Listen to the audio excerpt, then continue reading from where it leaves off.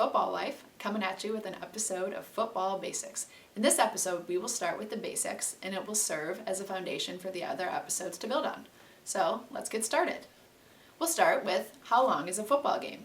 Well, a football game consists of 4 quarters that are 15 minutes long, so the play time is 60 minutes. Yeah, that's right, 60 minutes long. You're probably asking yourself, why does my husband sit on the couch for hours at a time on Sunday? Well, that's because it takes about 3 hours to play a football game because of the clock stopping for things like commercials, penalties, injuries, etc. So let's look at this further. So during the course of a game, the clock runs during play and in between plays unless the clock is stopped for a particular reason. Let's talk about some of the most common reasons the clock stops during the game. So timeouts. During the game, each coach has the ability to call timeout to stop play. Each coach gets 3 timeouts per half when they can stop the clock. So you can see how that could really add up during the course of a game. Another reason is an injury timeout. During the game, if a player is injured and can't leave the field, the officials can call timeout so the team doctors and trainers have an opportunity to come out and make sure the player is okay. Another reason the clock can stop is because of an official review. In the NFL, scoring plays are subject to review by the replay official. So for instance, if there's a close touchdown call, the replay official up in the booth might call timeout so they can review the scoring play and make sure it was actually a touchdown. Next, commercials. I'm sure you're familiar with this. You've been watching a game and see the clock stop for commercials. The networks build in commercials to the game coverage, and they often happen in between scoring plays, the beginning and the end of the half, etc. Definitely stops the clock a lot. Another common reason for the clock stopping is an incomplete pass. This means when usually the quarterback throws the ball and the ball hits the ground, maybe it goes out of bounds. Bottom line is no one caught it. That stops the clock.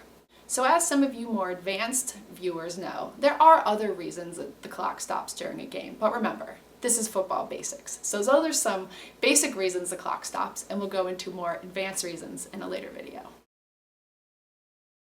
So now let's talk about the positions. We'll go more in depth into the individual positions in future videos, but I wanted to give you an idea of the position basics.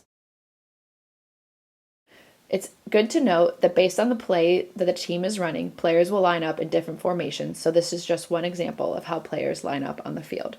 However, it's important to note that the team on offense must always have 7 players line up on the line of scrimmage. This line right here is the line of scrimmage.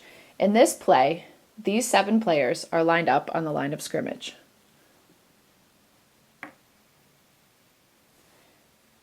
Now let's talk about the basic positions. The offensive line is here. The wide receivers are lined up here.